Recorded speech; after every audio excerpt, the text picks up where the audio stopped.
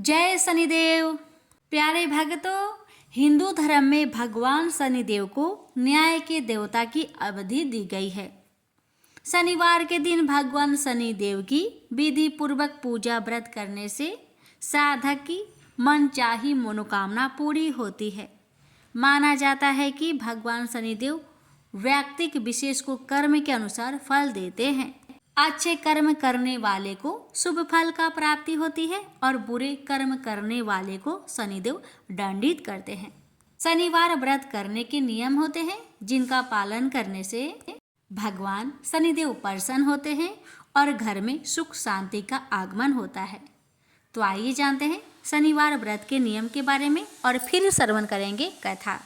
शनिवार व्रत करने वाले साधक को तामसिक भोजन का सेवन नहीं करना चाहिए, किसी का अपमान नहीं करना चाहिए और ना किसी को बुरा बोलना चाहिए। शनिवार को धन और लोहे की वस्तु आदि चीजों का दान श्रद्धानुसार कर सकते हैं। आर्थिक तंगी से निजात पाने के लिए शनिवार के दिन विधि पूर्वक भगवान शनिदेव की पूजा करें। व्रत में अन्न का सेवन नहीं करना चाहिए। शनिदेव को धूप, फूल, फल और काले तिल अर्पित करने चाहिए। शनिदेव की पूजा के दौरान मंत्रों का जाप करें और आरती करें। इस व्रत के पारण में खिचड़ी और काली उड़द की दाल का सेवन करना चाहिए। शनिवार व्रत करने से भगवान शनिदेव की कृपा प्राप्त होती है। अगर भगवान शनिदेव को प्रसन्न और उनकी कृपा प्राप्त करना चाहते हैं तो शनिवार को भगवान शनिदेव को तेल अर्पित करें। इस उपाय को 8 शनिवार तक लगातार करें। आप अगर शनि की ढैया या साधे साथी की परेशानी का सामना कर रहे हैं तो शनिवार के दिन शनि कवच का पाठ और शनि मंत्र का जाप विधि पूर्वक करें। माना जाता है ऐसा करने से कुंडली में मौजूद शनि दोष से निजात मिलती है। तो आइए प्यारे भक्तों, अब हम श्रवण करते हैं शनिवार शनि भगवान की व्रत कथा। प्रेम से बोलिए शनि भगवान जी की जय। पार्वती जब भी अपने पति शिव के साथ दूसरे देवताओं के निवास स्थान पर जाती और वहां उनके सजे धजे सुंदर भवनों को देखती तो उन्हें बड़ी हीनता का बोध होता। वो यह महसूस करती कि हमसे छोटे छोटे देवताओं के पास भी बड़े बड़े भव्य भवन हैं, लेकिन हमारे पास कुछ भी नहीं। कहने को मैं आदिदेव शिव की पत्नी हूँ, लेकिन रहने के लिए मिली है कैलाश पर्वत की कंदराएं और पहनने के लिए वल्कल। किसी उचित आवास के अभाव में मैं अन्य सुख सुविधाओं का भी उपभोग नहीं कर सकती। एक दिन पार्वती ने अपने मन की यह व्यथा अपने पति शिव से कही। सुनकर शिव मुस्कुराए, फिर बोले, इसमें हीनता की कोई बात नहीं है देवी। प्रत्येक व्यक्ति की अपनी अपनी जीवन शैली होती है। हमारी जीवन शैली यही है। हम अपनी इस शैली को हीन क्यों समझे? अन्य देवगण प्राकृतिक से बहुत दूर है, जबकि हम प्राकृतिक की गोद में निवास करते हैं। यह तो हमारे लिए गौरव की बात है, हीनता की नहीं। शिव के तर्कों से पार्वती संतुष्ट नहीं हुई और बोली, मुझे आपकी ये बातें समझ में नहीं आती देव। मुझे तो अपना एक आवास चाहिए, बहुत ही भव्य और सुख सुविधा से पूर्ण। शिव ने अपनी सहज मुस्कान के साथ उत्तर दिया, इसमें क्या मुश्किल है देवी। मैं अभी विश्वकर्मा को बुलवा देता हूँ, उनसे जैसा चाहे वैसा आवास बनवा ले। विश्वकर्मा को बुलवाया गया। पार्वती ने आदेश दिया, हमारे लिए एक ऐसा भवन बनाओ जैसा विश्व में कहीं ना हो। विश्वकर्मा ने आदेश स्वीकार किया। निर्माण कार्य प्रारंभ हो गया। कुछ ही समय में पार्वती की इच्छा अनुसार भव्य भवन तैयार हो गया। अपने भवन को देखकर पार्वती अति प्रसन्न हुई। गृह प्रवेश की तैयारी होने लगी। पार्वती चाहती थी कि गृह प्रवेश के समय सभी प्रमुख देवता हमारे यहाँ उपस्थित रहे। शिव ने अपनी सहमति दे दी। सभी प्रमुख देवी देवताओं को आमंत्रण भेजा गया। गृह प्रवेश के समय वे सब कैलाश पर्वत पर आ गए। उन्होंने पार्वती के भव्य भवन की भूरी भूरी प्रशंसा की। इन विश्व नियंता ब्रह्मा खामोश रहे। जब सब देवी देवता जाने लगे तो पार्वती ने ब्रह्मा जी से पूछा, देव, क्या आपको यह आवास पसंद नहीं आया? ब्रह्मा जी ने आश्चर्य व्यक्त करते हुए पार्वती से ही प्रश्न किया, देवी, मैंने ऐसा कब कहा? आपके चेहरे की भाव भंगिमा कुछ ऐसा ही कह रही है प्रभु। पार्वती ने अपनी शंका स्पष्ट की। फिर ब्रह्मा जी को मौन देखकर पार्वती ने अपनी बात आगे बढ़ाई। देव, आप कुछ संकोच कर रहे हैं, स्पष्ट कहिए क्या बात है? ब्रह्मा जी ने तनिक रुककर उत्तर दिया, देवी, और तो सब ठीक है, लेकिन इस प्रसाद पर शनि की कुदृष्टि है। इतना कहकर वे वहां से चले गए। पार्वती ने ब्रह्मा जी की बात शिव को बतलाई तो वे भी कुछ चिंता में पड़ गए। पार्वती ने शिव से पूछा, प्रभु, शनि की दृष्टि से क्या हो सकता है? यह प्रसाद जल सकता है? शिव ने उत्तर दिया। यह सुनकर पार्वती भी चिंतित हो गई और बोली, प्रभु, इसके लिए कोई उपाय कीजिए। शिव ने निराशा व्यक्त की। शनि की दृष्टि को हटाना सरल नहीं है देवी। शिव का उत्तर सुनकर पार्वती आवेश में आ गई और बोली, सरल क्यों नहीं है? आप अभी शनि लोक जाइए और शनि से कहिए कि वह हमारे प्रसाद पर से अपनी कुदृष्टि हटा ले। यदि वह मान जाए तो आप तत्काल उसे वरदान दे दीजिएगा, और यदि ना माने तो आप अपना डमरू जोर से बजा दीजिएगा। मैं स्वयं अपने प्रसाद को आग लगा दूंगी। यदि प्रसाद को जलना ही है तो यह मेरे ही हाथों से जलेगा, शनि की कुदृष्टि से नहीं। इसके बाद मैं शनि को श्राप दूंगी। पार्वती की इच्छा अनुसार शिव शनि लोक गए।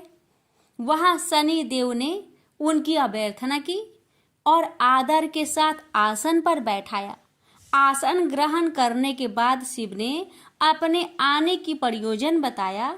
देवी पार्वती ने जो प्रसाद बनवाया है उस पर तुम्हारी कुदृष्टि है, अतः वे चाहती हैं कि तुम उधर से अपनी कुदृष्टि हटा लो। शनि देव ने करवध होकर निवेदन किया, आप निश्चिंत रहे देव, माता पार्वती के प्रसाद पर कुदृष्टि डालने का मैं दुस्साहस कर ही नहीं सकता। शनि से अवशासन पाकर शिव प्रसन्न हो गए और बोले, शनि, मैं तुमसे प्रसन्न हूँ, तुम जो चाहे वर मांग सकते हो। शनि ने विनम्र भाव से कहा, प्रभु, आपका दिया हुआ सब कुछ मेरे पास है, क्या मांगू? हाँ, एक इच्छा अवश्य है, वह है आपका तांडव नृत्य देखने की। बहुत दिन हो गए उसे देखे हुए, आपका नृत्य देखला सके तो कृपा होगी। शनि का यह अनुरोध शिव को अच्छा लगा।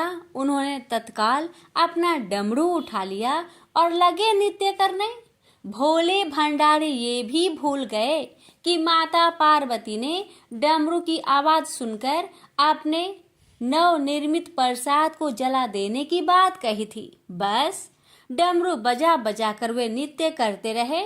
उधर पार्वती ने जब कैलाश पर डमरू की ध्वनि सुनी तो उन्होंने सोचा कि शनि ने अपनी कुदृष्टि हटाना अस्वीकार कर दिया है, अतः वे बहुत दुखी हुई।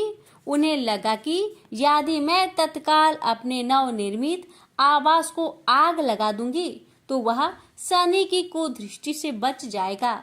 अतः उन्होंने स्वयं ही अपने प्रसाद में आग लगा दी। वह धू धू करके जल उठा। प्रसाद को जलता देख पार्वती का शनि पर क्रोध धीरे धीरे बढ़ने लगा और वे उसे श्राप देने के लिए तैयार हो गई।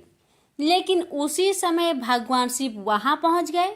उन्होंने वहां प्रसाद को जलते देखा तो वे आश्चर्यचकित रह गए। उनकी समझ में ही नहीं आया कि यह कैसे हो गया। फिर अचानक उन्हें सब कुछ स्मरण हो आया। अपनी भूल का उन्हें एहसास हुआ। उन्होंने पार्वती जी को सब कुछ कह सुनाया। सच्चाई जानकर पार्वती को भी अपनी जल्दबाजी पर दुख हुआ। अब शनि को श्राप देने का कोई अर्थ नहीं था। प्रत्यक्षतः उसका कहीं कोई अपराध नहीं था। फिर भी पार्वती और शिव को यह लग रहा था कि यह सब हुआ शनि की कुदृष्टि से ही। लेकिन इस स्थिति को देखते हुए वे उसे दोषी नहीं ठहरा सकते थे। प्रेम से बोलिए हर हर महादेव, शनि महाराज की जय हो।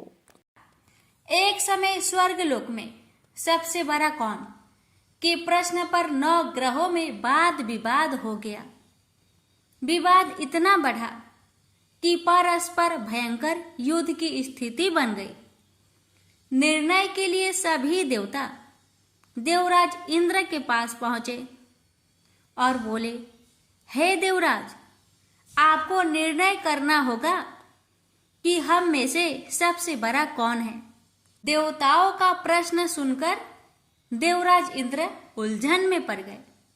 इंद्र बोले, मैं इस प्रश्न का उत्तर देने में असमर्थ हूं। हम सभी पृथ्वी लोक में उज्जैनी नगरी में राजा विक्रमादित्य के पास चलते हैं। देवराज इंद्र सहित सभी ग्रह देवता उज्जैनी नगरी पहुंचे। महल में पहुंचकर जब देवताओं ने उनसे अपना प्रश्न पूछा तो राजा विक्रमादित्य भी कुछ देर के लिए परेशान हो उठे, क्योंकि सभी देवता अपनी अपनी शक्तियों के कारण महान थे। किसी को भी छोटा या बड़ा कह देने से उनके क्रोध के प्रकोप से भयंकर हानि पहुंच सकती थी। अचानक राजा विक्रमादित्य को एक उपाय सूझा और उन्होंने विभिन्न धातुओं, स्वर्ण, रजत, चांदी, कांसा, ताम्र यानी तांबा, सीसा, रांगा, जस्ता, अभ्रक व लोहे के 9 आसन बनवाए। धातुओं के गुणों के अनुसार सभी आसनों को एक दूसरे के पीछे रखवाकर उन्होंने देवताओं को अपने अपने सिंहासन पर बैठने के लिए कहा। देवताओं के बैठने के बाद राजा विक्रमादित्य ने कहा, आपका निर्णय तो स्वयं हो गया। जो सबसे पहले सिंहासन पर विराजमान है वही सबसे बड़ा है। राजा विक्रमादित्य के निर्णय को सुनकर शनि देवता ने सबसे पीछे आसन पर बैठने के कारण अपने को छोटा जानकर क्रोधित होकर कहा, राजा विक्रमादित्य, तुमने मुझे सबसे पीछे बैठाकर मेरा अपमान किया है। तुम मेरी शक्तियों से परिचित नहीं हो, मैं तुम्हारा सर्वनाश कर दूंगा। शनि ने कहा, सूर्य एक राशि पर 1 महीने, चंद्रमा 2.25 दिन, मंगल 1.5 महीने, बुध और शुक्र 1 महीने, बृहस्पति 13 महीने रहते हैं, लेकिन मैं किसी राशि पर 7.5 वर्ष 7.5 तक रहता हूं। बड़े बड़े देवताओं को मैंने अपने प्रकोप से पीड़ित किया है।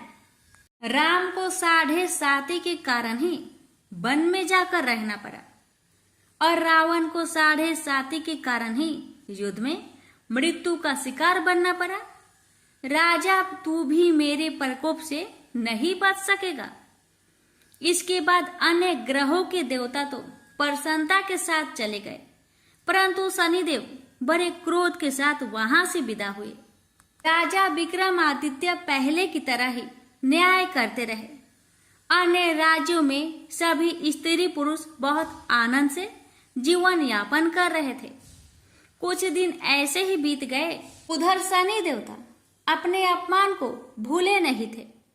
विक्रम आदित्य से बदला लेने के लिए एक दिन शनिदेव ने घोड़े के व्यापारी का रूप धारण किया और बहुत से घोड़े के साथ उज्जैनी नगरी पहुंचे। राजा विक्रमादित्य ने राज्य में किसी घोड़े के व्यापारी की आने के समाचार सुना तो अपने अश्वपाल को कुछ घोड़े खरीदने के लिए भेजा। घोड़े बहुत कीमती थे। तो पाल ने जब वापस लौटकर इस संबंध में बताया तो राजा विक्रम आदित्य ने स्वयं आकर एक सुंदर व शक्तिशाली घोड़े को पसंद किया। घोड़े की चाल देखने के लिए राजा उस घोड़े पर सवार हुए तो वह घोड़ा बिजली की गति से दौड़ पड़ा। तेजी से दौड़ता घोड़ा राजा को दूर एक जंगल में ले गया और फिर राजा को वहां गिराकर जंगल में कहीं गायब हो गया। राजा अपने नगर को लौटने के लिए जंगल में भटकने लगा, लेकिन उन्हें लौटने का कोई रास्ता नहीं मिला। राजा को भूख प्यास लगाई। बहुत घूमने पर उसे एक चरवाहा मिला। राजा ने उससे पानी मांगा। पानी पीकर राजा ने उस चरवाहे को अपनी अंगूठी दे दी। फिर उससे रास्ता पूछकर वह जंगल से निकलकर पास के नगर में पहुंचा। राजा ने एक सेठ की दुकान पर बैठकर कुछ देर आराम किया। उस सेठ ने राजा से बातचीत की तो राजा ने उसे बताया कि मैं उज्जैनी नगरी से आया हूँ। राजा के कुछ देर दुकान पर बैठने से सेठ जी की बहुत बिक्री हुई। सेठ ने राजा को बहुत भाग्यवान समझा और खुश होकर उसे अपने घर भोजन के लिए ले गया। सेठ के घर में सोने का एक हार खूंटी पर लटका हुआ था। राजा को उस कमरे में छोड़कर सेठ कुछ देर के लिए बाहर गया। तभी एक आश्चर्यजनक घटना घटी। राजा के देखते देखते सोने के उस हार को खूंटी निकल गई। सेठ ने कमरे में लौटकर हार को गायब देखा तो चोरी का संदेह राजा पर ही किया, क्योंकि उस कमरे में राजा ही अकेला बैठा था।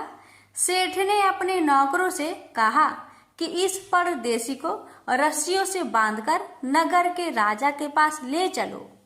राजा ने विक्रमादित्य से हार के बारे में पूछा तो उसने बताया कि उसके देखते ही देखते खूंटी ने हार को निगल लिया था।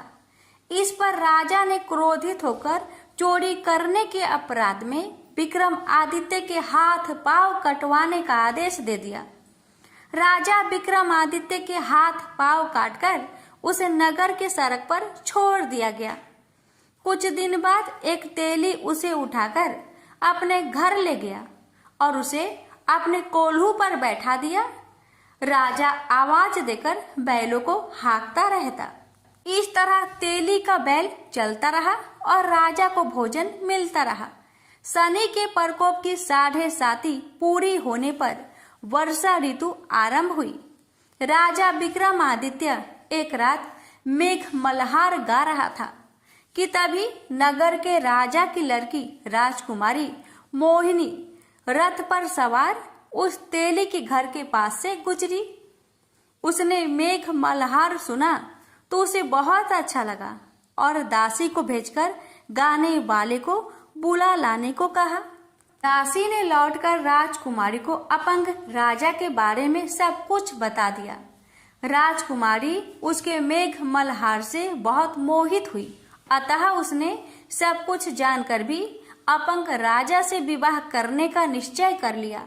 राजकुमारी ने अपने माता पिता से जब यह बात कही तो वे हैरान रह गए। रानी ने मोहिनी को समझाया, बेटी तेरे भाग्य में तो किसी राजा की रानी होना लिखा है, फिर तू उस अपंग से विवाह करके अपने पांव पर कुल्हाड़ी क्यों मार रही है। राजकुमारी ने अपनी जिद नहीं छोड़ी। अपनी जिद पूरी करने के लिए उसने भोजन करना छोड़ दिया और प्राण त्याग देने का निश्चय कर लिया। आखिर राजा रानी को विवश होकर अपंग विक्रमादित्य से राजकुमारी का विवाह करना पड़ा। विवाह के बाद राजा विक्रमादित्य और राजकुमारी तेली के घर में रहने लगे। उस रात स्वप्न में शनिदेव ने राजा से कहा, राजा तुमने मेरा प्रकोप देख लिया।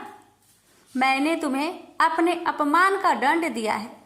राजा ने शनिदेव से क्षमा करने को कहा और प्रार्थना की, हे शनिदेव, आपने जितना दुख मुझे दिया है अन्य किसी को न देना। शनिदेव ने कुछ सोचकर कहा, राजा मैं तुम्हारी प्रार्थना स्वीकार करता हूँ। जो कोई स्त्री पुरुष मेरी पूजा करेगा, शनिवार को व्रत करके मेरी व्रत कथा सुनेगा, उस पर मेरी अनुकंपा बनी रहेगी। प्रातः काल राजा विक्रमादित्य की नींद खुली तो अपने हाथ पांव देखकर राजा को बहुत खुशी हुई। उसने मन ही मन शनिदेव को प्रणाम किया। राजकुमारी भी राजा के हाथ पांव सही सलामत देखकर आश्चर्य में डूब गई। अब राजा विक्रमादित्य ने अपना परिचय देते हुए शनिदेव के प्रकोप की सारी कहानी सुनाई। सेठ को जब इस बात का पता चला तो दौड़ता हुआ तेली के घर पहुंचा और राजा के चरणों में गिरकर क्षमा मांगने लगा। राजा ने उसे क्षमा कर दिया क्योंकि यह सब तो शनिदेव के प्रकोप के कारण हुआ था। सेठ राजा को अपने घर ले गया और उसे भोजन कराया। भोजन कराते समय वहां एक आश्चर्यजनक घटना घटी। सबके देखते देखते उस खूंटी ने हार उगल दिया। सेठ जी ने अपनी बेटी का विवाह भी राजा के साथ कर दिया और बहुत से स्वर्ण आभूषण धन आदि देकर राजा को विदा किया। राजा विक्रमादित्य राजकुमारी मोहिनी और सेठ की बेटी के साथ उज्जैनी पहुंचे तो नगर वासियों ने हर्ष से उनका स्वागत किया। अगले दिन राजा विक्रमादित्य ने पूरे राज्य में घोषणा कराई कि शनिदेव सब देवों में सर्वश्रेष्ठ है। प्रत्येक स्त्री पुरुष शनिवार को उनका व्रत करे और व्रत कथा अवश्य सुने। राजा विक्रमादित्य की घोषणा से शनिदेव बहुत प्रसन्न हुए। शनिवार का व्रत करने और व्रत कथा सुनने के कारण सभी लोगों की मनोकामनाएं शनिदेव की अनुकंपा से पूरी होने लगी। सभी लोग आनंद पूर्वक रहने लगे। प्रेम से बोलिए शनि महाराज की जय हो। कि महान पराक्रमी हनुमान अजर अमर है। पवन पुत्र हनुमान रघुकुल के कुमारों के कहने से प्रतिदिन अपनी आत्मकथा का कोई भाग सुनाया करते थे। उन्होंने कहा कि एक बार मैं संध्या के समय अपने आराध्य श्री राम का स्मरण करने लगा तो उसी समय ग्रहों में पाप ग्रह मंद गति सूर्य पुत्र शनिदेव पधारे। वह अत्यंत कृष्ण वर्ण के भीषणाकार थे। वह अपना सिर प्राय झुकाए रखते हैं। जिस पर अपनी दृष्टि डालते हैं वह अवश्य नष्ट हो जाता है। शनिदेव हनुमान के बाहुबल और पराक्रम को नहीं जानते थे। हनुमान ने उन्हें लंका में 10 ग्रीव के बंधन से मुक्त किया था। वह हनुमान जी से विनय पूर्वक किंतु कर्कश स्वर में बोले, हनुमान जी मैं आपको सावधान करने आया हूँ। त्रेता की बात दूसरी थी। अब कलयुग प्रारंभ हो गया है। भगवान वासुदेव ने जिस क्षण अपनी अवतार लीला का समापन किया उसी क्षण से पृथ्वी पर कली का प्रभुत्व हो गया है। यह कलयुग है। इस युग में आपका शरीर दुर्बल और मेरा बहुत बलिष्ठ हो गया है। अब आप पर मेरी 7.5 की दशा प्रभावी हो गई है। मैं आपके शरीर पर आ रहा हूँ। देव को इस बात का तनिक भी ज्ञान नहीं था कि रघुनाथ के चरना श्रीतों पर काल का प्रभाव नहीं होता। करुणा निधान जिनके हृदय में एक क्षण को भी आ जाते हैं काल की कला वहां प्रभावी हो जाती है। प्रबंध के विधान वहां प्रभुत्वहीन हो जाते हैं। सर्वसमर्थ पर ब्रह्मा के सेवकों का नियंत्रण संचालन पोषण प्रभु ही करते हैं। उनके सेवकों की ओर दृष्टि उठाने का साहस कोई सुर असुर करे तो स्वयं अनिष्ट भाजन होता है। शनिदेव के आग्रह यमराज भी प्रभु के भक्त की ओर देखने का साहस नहीं कर पाते। हनुमान जी ने शनिदेव को समझाने का प्रयत्न किया, आप कहीं अन्यत्र जाए। ग्रहों का प्रभाव पृथ्वी के मरणशील प्राणियों पर ही पड़ता है। मुझे अपने आराध्य का स्मरण करने दे। मेरे शरीर में श्री रघुनाथ जी के अतिरिक्त दूसरे किसी को स्थान नहीं मिल सकता। लेकिन शनिदेव को इससे संतोष नहीं मिला। वह बोले, मैं सृष्टिकर्ता के विधान से विवश हूँ। आप पृथ्वी पर रहते हैं अतः आप मेरे प्रभुत्व क्षेत्र से बाहर नहीं है। मेरे 22.5 वर्ष व्यतीत होने पर 7.5 वर्ष के अंतर से 2.5 वर्ष के लिए मेरा प्रभाव प्राणी पर पड़ता है, किंतु यह गौण प्रभाव है। आप पर मेरे 7.5 आज इसी समय से प्रभावी हो रही है। मैं आपके शरीर पर आ रहा हूँ, इसे आप टाल नहीं सकते। फिर हनुमान जी कहते हैं, जब आपको आना ही है तो आइए, अच्छा होता कि आप मुझ वृत्त को छोड़ ही देते। फिर शनिदेव कहते हैं, कलयुग में पृथ्वी पर देवता या उपदेवता किसी को नहीं रहना चाहिए। सबको अपना आवास सूक्ष्म लोकों में रखना चाहिए। जो पृथ्वी पर रहेगा वह कलयुग के प्रभाव में रहेगा और उसे मेरी पीड़ा भोगनी पड़ेगी। और ग्रहों में मुझे अपने अग्रज यम का कार्य मिला है। मैं मुख्य मारक ग्रह हूँ और मृत्यु के सबसे निकट वृद्ध होते हैं, अतः मैं वृद्धों को कैसे छोड़ सकता हूँ। हनुमान जी पूछते हैं, आप मेरे शरीर पर कहाँ बैठने जा रहे हैं। शनिदेव गर्व से कहते हैं, हे प्राणी, प्राणी के सिर पर मैं 2.5 वर्ष प्राणी के सिर पर रहकर की बुद्धि विचलित बनाए रखता हूँ। मध्य के 2.5 वर्ष उसके उदर में स्थित रहकर उसके शरीर को अस्वस्थ बनाता हूँ। वह अंतिम 2.5 वर्ष पैरों में रहकर उसे भटकाता हूँ। फिर शनिदेव हनुमान जी के मस्तक पर आ बैठे तो हनुमान जी के सिर पर खाज हुई। इसे मिटाने के लिए हनुमान जी ने बड़ा पर्वत उठाकर सिर पर रख लिया। शनिदेव चिल्लाते हैं, यह क्या कर रहे हैं आप। फिर हनुमान जी कहते हैं, जैसे आप सृष्टिकर्ता के विधान से विवश हैं, ऐसे मैं भी अपने स्वभाव से विवश हूँ। मेरे मस्तक पर खाज मिटाने की यही उपचार पद्धति है और आप अपना कार्य करें और मैं अपना कार्य।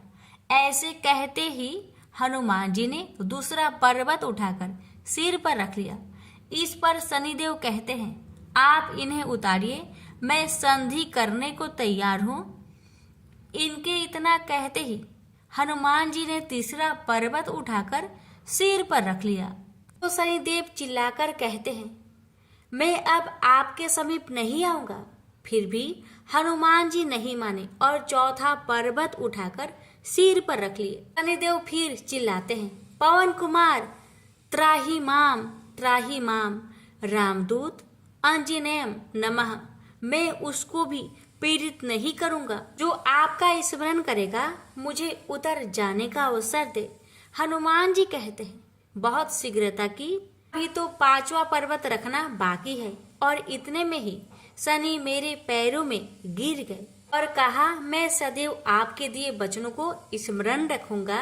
आघात के उपचार के लिए शनिदेव तेल मांगने लगे। हनुमान जी तेल कहाँ देने वाले थे, वही शनिदेव आज भी तेल दान से संतुष्ट होते हैं। प्रेम से बोलिए, पवन पुत्र हनुमान की जय, शनि महाराज की जय। ये कथा है, आखिर शनिदेव लंगड़े कैसे हुए, इसके बारे में शास्त्रों में एक रोचक कथा है जिसे आज हम आप सभी को सुनाते हैं। कथा के मुताबिक शनिदेव की सौतेली माँ के कारण शनिदेव को श्राप लगा, जिसके बाद वो लंगड़े हो गए। सूर्य देव का तेज सहन न कर पाने की वजह से उनकी पत्नी संज्ञा छाया देवी ने अपने शरीर से अपने जैसे ही एक प्रतिमूर्ति तैयार की और उसका नाम स्वर्णा रखा। संज्ञा देवी ने स्वर्णा को आज्ञा दी कि तुम मेरी अनुपस्थिति में मेरी सारी संतानों की देखरेख करते हुए सूर्य देव की सेवा करो और पत्नी सुख भोगो। ये आदेश देकर वह अपने पिता के घर चली गई। स्वर्णा ने भी अपने आप को इस तरह ढाला कि सूर्य देव भी यह रहस्य न जान सके। इस बीच सूर्य देव से स्वर्णा को 5 पुत्र व 2 पुत्रियां हुई। स्वर्णा अपने बच्चों पर अधिक और संज्ञा की संतानों पर कम ध्यान देने लगी। एक दिन संज्ञा के पुत्र शनि को तेज भूख लगी तो उसने स्वर्णा से भोजन मांगा। तब स्वर्णा ने कहा, अभी ठहरो, पहले मैं भगवान का भोग लगा लूं और तुम्हारे छोटे भाई बहनों को खाना खिला दूं, फिर तुम्हें भोजन दूंगी।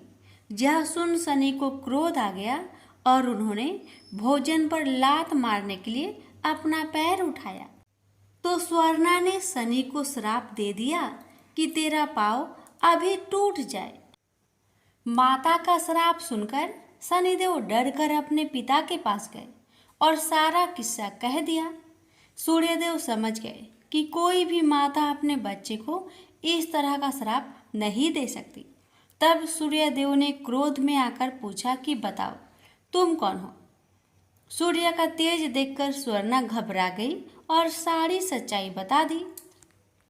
तब सूर्यदेव ने शनि को समझाया कि स्वर्णा तुम्हारी माता तो नहीं है परंतु माँ के समान है, इसलिए उसका श्राप व्यर्थ तो नहीं होगा, परंतु यह उतना कठोर नहीं होगा कि टांग पूरी तरह से अलग हो जाए। हाँ, तुम आजीवन एक पाँव से लंगड़ा कर चलते रहोगे। यही कारण है कि शनिदेव लंगर कर चलते हैं। प्रेम से बोलिए शनि भगवान की जय। एक ब्राह्मण को सपने में नीली घोड़ी पर नीली कपड़े पहने एक आदमी दिखाई देता था और कहता है, हे ब्राह्मण देवता, मैं तेरे लगूंगा। ब्राह्मण घबरा कर उठ गया। अगले दिन यही सपना उसे फिर आता है। यह सपना उसे रोज आने लगा। वह परेशान हो गया और चिंता के मारे दुबला होने लगा। उसकी पत्नी ने कारण पूछा तो उसने सपने के बारे में बताया।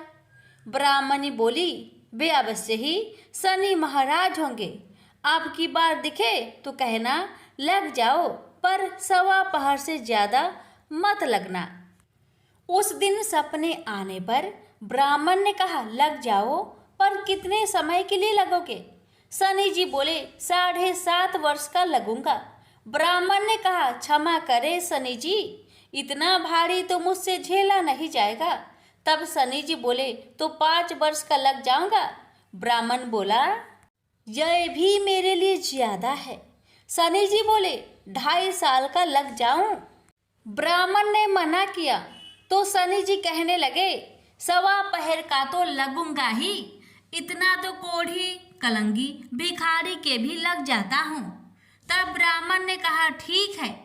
ब्राह्मण को 1.25 पहर की शनि की दशा लग गई। ब्राह्मण ने नींद से जागकर ब्राह्मण से कहा, मेरे 1.25 पहर शनि की दशा लग गई है, इसलिए मैं जंगल में जाकर यह समय बिताऊंगा। मेरे लिए खाने पीने का सामान बांध दे। मेरे पीछे से किसी से लड़ाई झगड़ा ना हो, इसका ध्यान रखना। ज्यादातर घर में ही रहना। बच्चों का भी ध्यान रखना।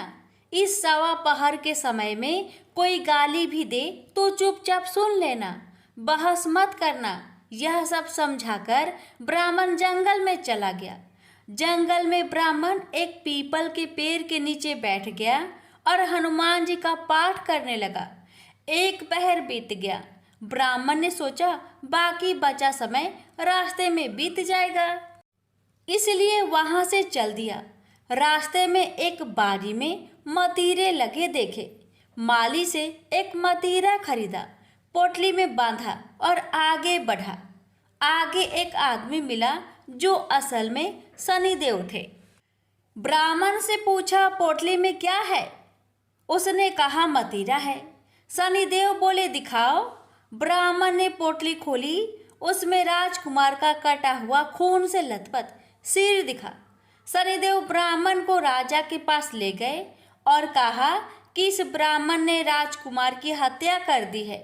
इसके पास पोटली में राजकुमार का सिर है। राजा ने कहा, मैं यह नहीं देख सकता, इस ब्राह्मण को सूली पर चढ़ा दो। राजा के यहाँ हाहाकार मच गया। ब्राह्मण को सूली पर चढ़ाने से पहले पूछा गया कि उसकी कोई आखिरी इच्छा हो तो बताए। ब्राह्मण ने सोचा किसी तरह 1.25 पहर पूरा करना होगा। उसने कहा, वहाँ रोज बालाजी की कथा सुनता है। मरने से पहले अंतिम बार बालाजी की कथा सुनना चाहता हूँ। ब्राह्मण को कथा सुनाने का प्रबंध किया गया। कथा कहते कहते 1.25 पहर पूरा हो गया। शनि की दशा टलते ही राजकुमार शिकार खेलकर लौटता हुआ दिखाई दिया। राजकुमार को आता देख राजा बहुत खुश हुआ, लेकिन उसे निर्दोष ब्राह्मण की हत्या का दोष लगने का डर सताने लगा। उसने तुरंत घुड़सवार सैनिकों को ब्राह्मण को आदर सहित ले आने के लिए भेजा। ब्राह्मण राज दरबार में आया तो राजा ने क्षमा मांगी और पोटली दिखाने के लिए कहा। पोटली खोली तो उसमें मतीरा था। राजा ने इन सब के बारे में पूछा तो ब्राह्मण ने बताया, मुझे 1.25 पहर की शनिचर की दशा लगी थी, इस कारण यह सब तमाशा हुआ। राजा ने पूछा, यह दशा कैसे टलती है? ब्राह्मण बोला, राजा, यह सेठ के लगे तो काला हाथी या काला घोड़ा दान करे, गरीब के लगे तो पीपल की पूजा करे तब बोले साचा शनिचर कहिए, जाके पाओ सदा ही पढ़िए। शनि की कहानी सुने, तिल का तेल और काला उड़द दान करे, काले कुत्ते को तेल से चुपर कर रोटी खिलाए तो शनिचर की दशा उतर जाती है। राजा ने उसे मदिरा वापस दे दिया। घर आकर ब्राह्मण ने मदिरा काटा तो उसमें बीज की जगह हीरे मोती निकले। ब्राह्मण ने पूछा, यह कहाँ से लाए? आप तो कह रहे थे कि शनि की दशा लगी है। ब्राह्मण ने कहा, जब दशा लगी थी तो यही मदिरा राजकुमार का सिर बन गया था। उतरती दशा के शनि जी निहाल कर गए। हे शनि देवता, जैसे ब्राह्मण के शनि की दशा लगी वैसी किसी को ना लगे। प्रेम से बोलिए शनि देव की जय। जय जय श्री शनि देव, भक्तन हितकारी, सूरज के पुत्र प्रभु छाया महातारी, सूरज के पुत्र प्रभु छाया महातारी।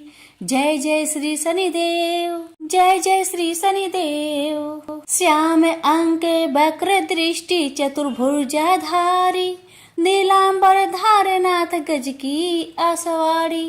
जय जय जय श्री शनिदेव, जय जय जय श्री शनिदेव। क्रीट मुकुट शीस रजित दीपक है लीलाड़ी, मुक्तन की माला गले शोभित बलिहारी। जय जय श्री शनिदेव, जय जय जय श्री शनिदेव। मोदक मिष्टान पान चढ़त है सुपारी, लोहा तिल तेल उड़द महिषी अति प्यारी, लोहा तिल तेल उड़द महिषी अति प्यारी।